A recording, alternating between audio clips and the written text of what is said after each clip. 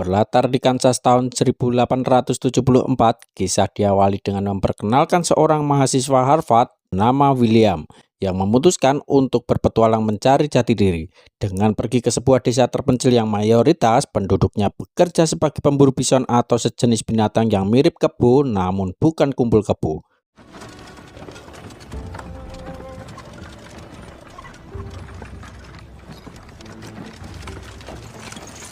Tibanya di sana, Will langsung pergi menemui sahabat lama ayahnya, seorang juragan pengepul bulu bernama, kita panggil saja si juragan, yang biasanya menerima dan membeli bulu-bulu bison dari para pemburu lokal, di mana Will bermaksud untuk meminta bantuan si juragan agar diizinkan ikut dalam sebuah pemburuan. Namun karena kegiatan ini sangat berbahaya, harus menempuh perjalanan jauh yang sangat amat lama, serta pengalaman Will yang masih minim dan tidak ada apa-apanya, si juragan pun enggan membantu Will karena tidak sanggup bertanggung jawab atas keselamatannya. Harvard man, shouldn't you be in school?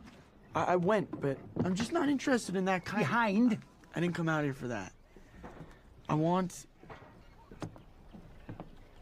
You got it all figured out. No, sir. Tepat saat Will baru keluar dari sana, ia tak sengaja bertemu dengan salah satu pemburu bernama Miller. Ini pedesnya, yang terlihat baru saja selesai menjual hasil buruannya, di mana Will yang sudah jauh-jauh datang ke tempat ini pun tentu tidak ingin perjalanannya sia-sia, sehingga ia nekat mengikuti Miller sampai ke bar hanya untuk mendapatkan kesempatan memiliki pengalaman baru. I would like to go on a hunt. Sebagai pemuda yang berasal dari perkotaan, Will dengan percaya dirinya menghampiri Miller yang sedang minum bersama asistennya yang bernama, kita panggil saja Simbah. Will dengan belak-belakan mengatakan bahwa dirinya sedang mencari petualangan dan merasa jika Miller adalah orang yang tepat yang bisa memberikan apa yang dia mau. Have a seat. She don't get the drinks. How do you do? Melihat semangat Will yang tinggi sekaligus bekal uang yang pastinya tidak cukup sedikit untuk bisa masuk sampai ke tempat ini, Miller pun mencoba memanfaatkan kesempatan dalam kesempitan dengan meminta uang sebesar $500 kepada Will apabila dia ingin ikut dalam perburuan bersamanya. Bukan tanpa alasan, $500 itu katanya akan Miller gunakan untuk membeli kereta kuda, bekalan, dan satu orang pengupas kulit yang cukup ahli, di mana lokasi yang akan mereka datangi jaraknya sangat-sangat jauh dan sangat melelahkan, sehingga diperlukan persiapan yang matang apabila Will benar-benar ingin ikut dalam perburuan ini. Right.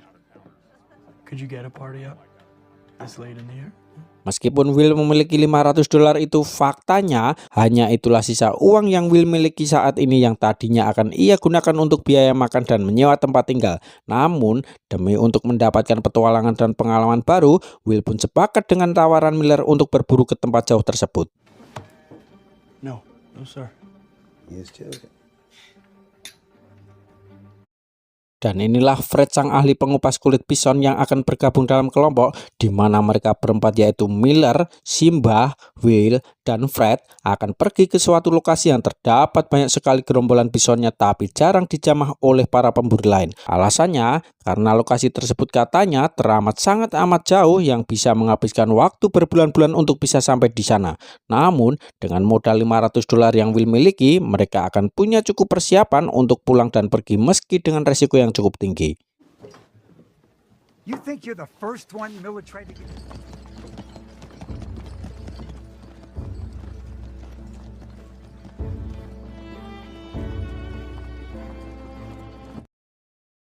Singkat cerita, musim gugur pun tiba. 1 bulan Will dan kawan-kawan melakukan perjalanan, mereka tiba di sebuah lokasi yang ada bisonnya, tapi masih ada gerombolan kecil-kecilan. Itu sama sekali tidak membuat Miller tertarik, di mana Will sendiri mengalami lecet pada pahanya akibat belum bisa menaiki kuda dalam waktu lama, sehingga Will harus bisa sabar, mandiri, obati, dan jangan manja, karena itulah harga yang harus ia bayar untuk petualangan yang ia inginkan.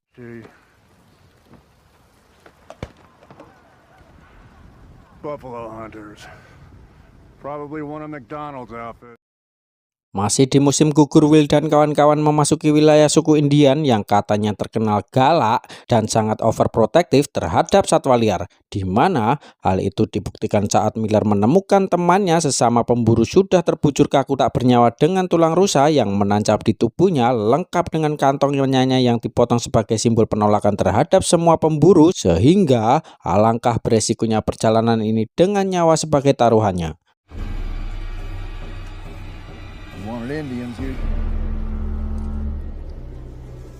Tak lama, muncullah seorang musafir wanita dan anaknya yang masih kecil mengaku tersesat dan kehausan di tengah tanah gersang yang minim klorofil. Yang mana di sini Will akhirnya akan diperlihatkan watak asli dari seorang Miller yang ternyata sentimental ketika ia melarang Will memberikan air minum kepada orang tak dikenal dengan alasan yang tidak masuk akal. God ain't got no mercy for the foolhardy.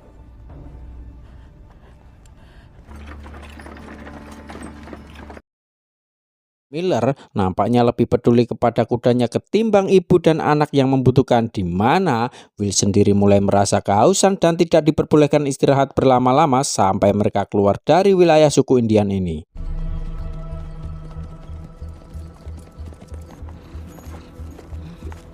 Dan ya, satu hari berlalu tanpa minum air, Will mulai mengalami halusinasi akibat dehidrasi, di mana ia tak sengaja terpisah dari kelompoknya sehingga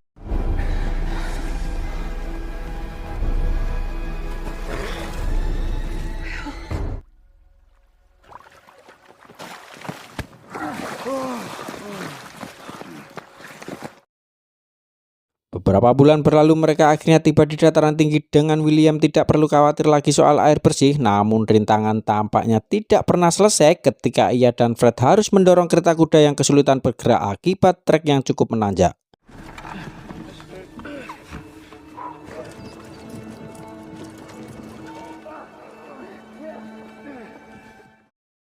Dan ya, tepat saat mereka sampai di puncak, akhirnya Will bisa melihat lokasi yang Miller janjikan, yaitu gerombolan bison yang benar-benar tak terhitung jumlahnya. Saking banyaknya, kata gerombolan mungkin kurang cocok untuk menggambarkan pemandangan tersebut. Lebih cocok disebut sebagai pasukan atau jemaah atau kawanan atau delegasi bison. Alah cobrote. Mereka langsung mencari tempat untuk mendirikan tenda untuk dijadikan tempat istirahat utamanya.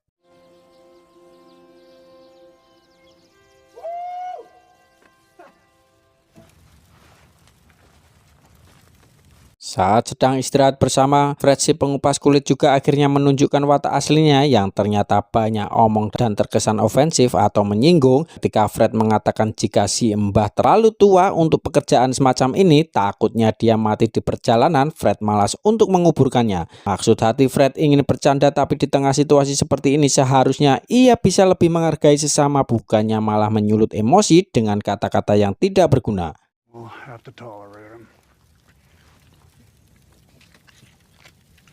Tibalah hari berburu. Tepat saat rombongan atau delegasi bison tiba di dataran dekat perkemahan, Will akan menjadi asisten Miller yang bertugas menyiapkan peluru termasuk membersihkan selongsong senapan, di mana Miller yang sudah bertahun-tahun menjadi pemburu pun nampak sangat berpengalaman ketika ia bisa dengan mudah mengetahui atau mengenali bison pemimpin, sehingga ketika leadernya ditembak maka bison-bison lain tidak punya inisiatif untuk lari jauh dari lokasi tersebut.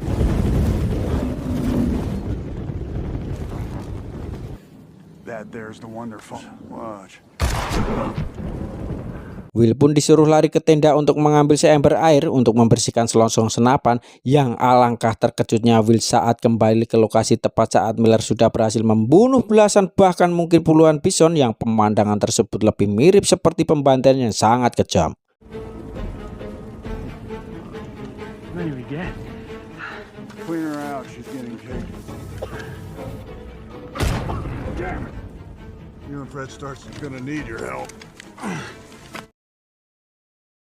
Dirasa sudah cukup untuk hari ini, Miller pun menyuruh Will untuk mengupas kulit bersama Fred, sekalian belajar cara mengupas kulit bison yang baik dan benar, di mana butuh waktu beberapa hari untuk mengupas kulit bison sebanyak itu, sehingga Will bisa belajar banyak dari petualangan yang ia harapkan ini.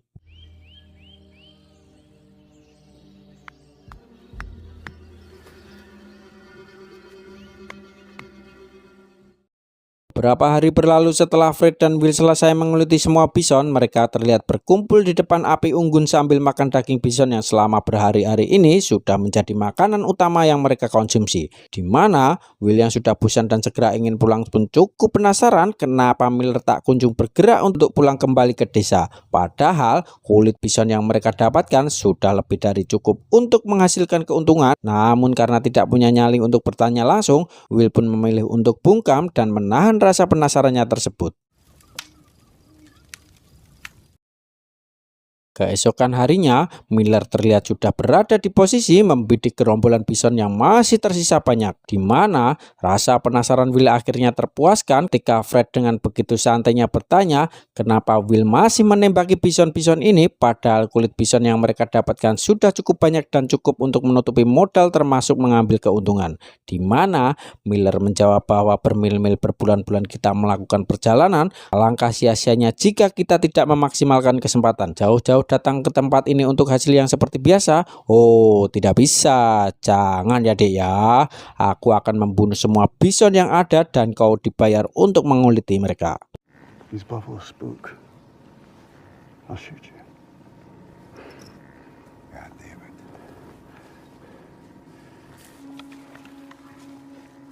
Selama berhari-hari Miller semakin menggila dengan benar-benar memburu semua bison yang bisa dilihatnya. Ia nampaknya tidak ingin menyisakan satu bison pun untuk disia-siakan. Yang seperti sudah saya jelaskan barusan, hasil kulit bison yang mereka dapatkan sebenarnya sudah lebih dari cukup mendapatkan keuntungan besar. Sehingga ini menjadi bukti nyata bahwa Miller adalah sosok yang serakah yang tidak puas dengan hanya untung saja.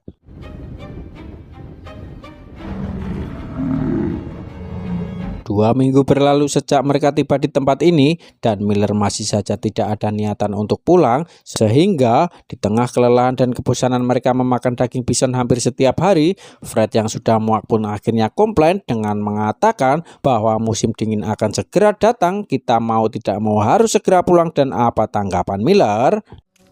I'm out here to hunt buffalo, haul back their hides, and sell them. Ya, ia masih saja ngeyel dengan mengatakan bahwa masih ada cukup waktu untuk mereka mendapatkan lebih banyak kulit bison. Yang karena Miller adalah pemimpin kelompok, maka sekeras apapun Fred mengajukan komplain, ia tak punya kuasa untuk melawan sang ketua. When we're done, we'll sure have something to show for it. We have some. 1 minggu berlalu, Miller mendapatkan sedikit masalah ketika gerombolan bison yang masih tersisa terlihat sedang mencoba meninggalkan lembah ini, sehingga ia mau tidak mau harus turun langsung mendekati gerombolan bison tersebut dengan maksud untuk mencegat dan mengarahkan para bison agar kembali ke titik semula. Namun sesuatu yang tidak diduga terjadi ketika Will yang sama-sama sudah merasa muak pun melakukan tindakan nekat dengan menembakkan senapannya untuk menakut-nakuti para bison tersebut.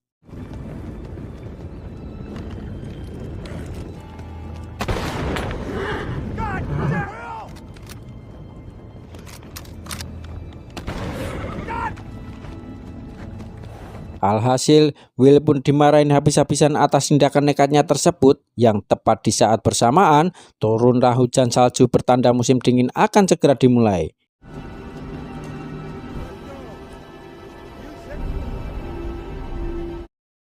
Tanpa tempat berteduh dan jarak ke pemukiman yang teramat sangat jauh, mereka harus kedinginan di tengah musim dingin yang akan berlangsung sekitar 6-8 bulan lamanya. Jalanan tertutup salju, sungai membeku dan makanan sulit didapatkan.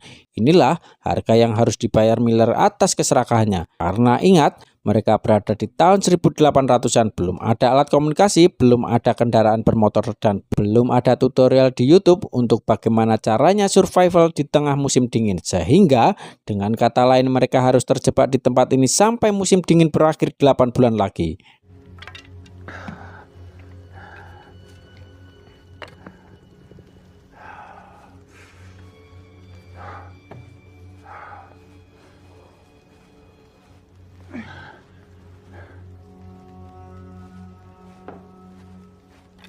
Well, how'd it look?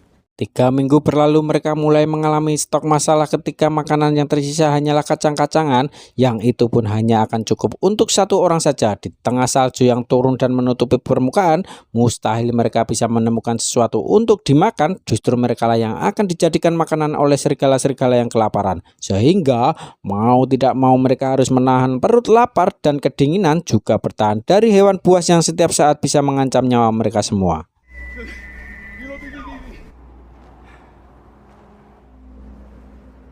5 bulan berlalu dan mereka berhasil bertahan hidup dengan memanfaatkan kayu bakar dan daging bison yang di freezer secara alami, di mana Fred mulai kehilangan akal sehatnya ketika ia menuduh Simbah akan membunuhnya menggunakan racun serigala, sehingga Have mercy on one.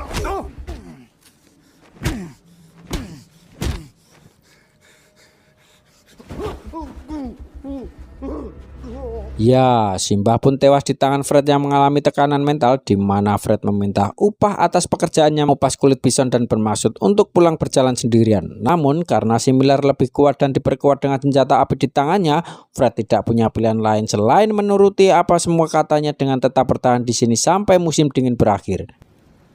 I didn't need your help getting off this mountain.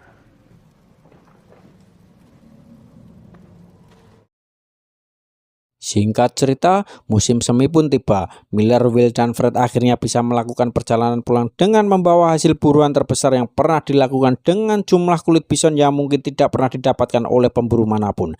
Yang karena harga per kulit bisonnya sedang tinggi-tingginya, maka Miller sudah tidak sabar ingin secepatnya sampai di desa untuk menjual semua hasil buruannya kepada si juragan. Better than 3,000 back at the camp. Say Fort Miller, goddammit. Dan ya, alangkah apesnya si Fred saat kereta pembawa buruannya mengalami patah as roda, sehingga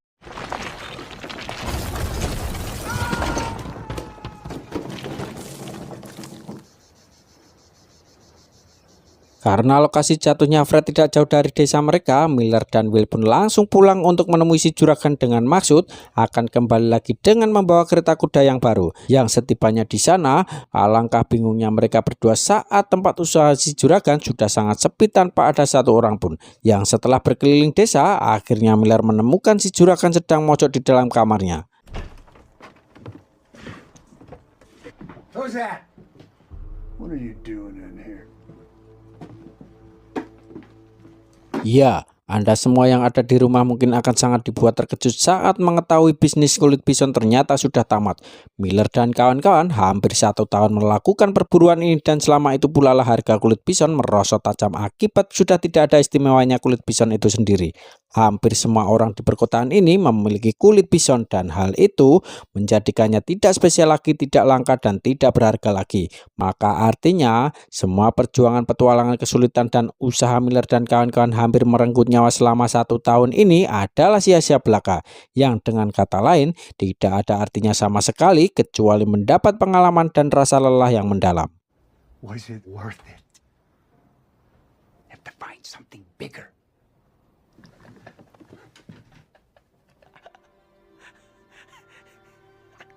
Jika saja Miller tidak serakah dan membawa hasil buruannya secukupnya sebelum musim dingin, mungkin harga pasar masih stabil dan Miller masih bisa untung besar sebelum harganya merosot tajam. Tapi, apa mau dikata, inilah yang dinamakan keserakahan akan menenggelamkanmu. Mau untung, tapi malah buntung.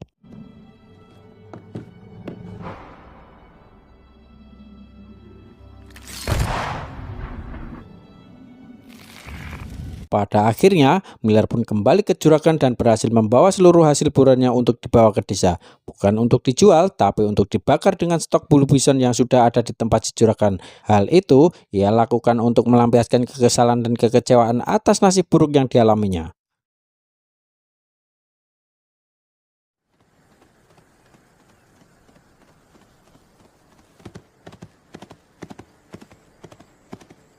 Tamat, ending yang hancur bosku.